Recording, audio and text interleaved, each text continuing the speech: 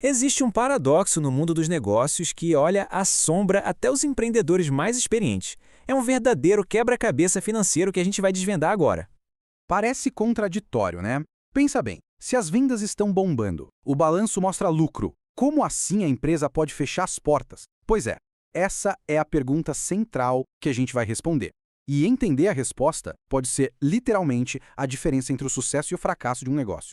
Para a gente conseguir entender esse mistério, vamos usar uma metáfora que é, assim, perfeita. Pensa no lucro como o alimento da empresa. Ele nutre, sabe? Sustenta o crescimento a longo prazo. Mas o caixa é o oxigênio. Sem ele, a empresa simplesmente não sobrevive nem mais um minuto. E a grande diferença está em como a gente mede cada um deles. O lucro, o nosso alimento, é medido pelo que a gente chama de regime de competência. Isso quer dizer que uma venda é registrada como receita no exato momento em que ela acontece, mesmo que o dinheiro só vai chegar meses depois. Já o caixa, o nosso oxigênio, segue o regime de caixa. Só conta quando o dinheiro efetivamente entra ou sai da conta do banco. Simples assim.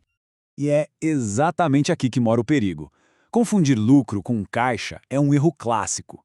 Significa que uma empresa pode parecer que está se alimentando bem, cheia de lucros no papel, mas na realidade ela pode estar morrendo sufocada, sem oxigênio para pagar as contas do dia a dia. Vamos para um exemplo bem prático para isso ficar claro. Imagina que uma empresa faz uma venda de R$ 10.000 no dia 30 de dezembro.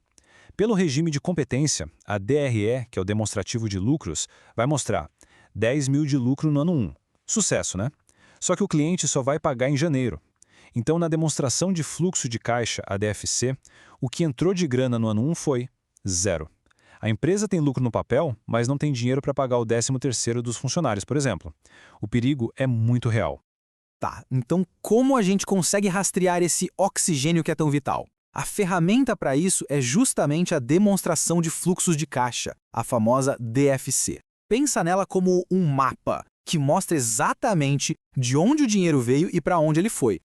E essa DFC se divide em 3 grandes histórias. A primeira, das atividades operacionais, conta se a operação principal da empresa, o dia a dia dela, gera ou consome caixa. A segunda, atividades de investimento, mostra o dinheiro usado para crescer, tipo na compra de uma máquina nova. E a terceira, atividades de financiamento, revela como a empresa se relaciona com seus donos e com os bancos, seja pegando empréstimos ou pagando dividendos.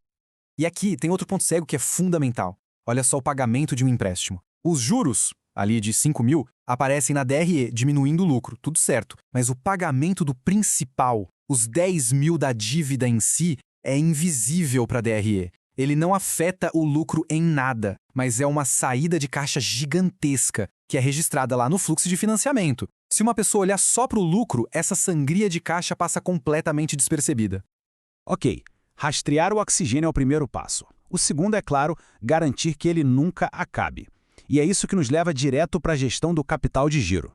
O primeiro conceito importante é o capital de giro líquido, ou CGL. A melhor forma de pensar nele é como a folga financeira da empresa, sabe? Aquela reserva de segurança.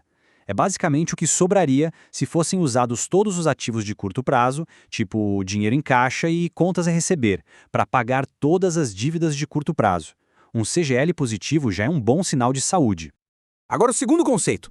A necessidade de giro capital de giro, a NCG. Se o CGL é a folga, a NCG é o combustível que a operação precisa para funcionar. Ela mede exatamente quanto dinheiro a empresa precisa ter empatado em estoques e em contas para receber para conseguir manter a roda girando no dia a dia. E é justamente quando a gente junta esses 2 conceitos que a armadilha se revela. Aquele momento super perigoso em que o crescimento, em vez de ser uma coisa boa, começa a sufocar a empresa.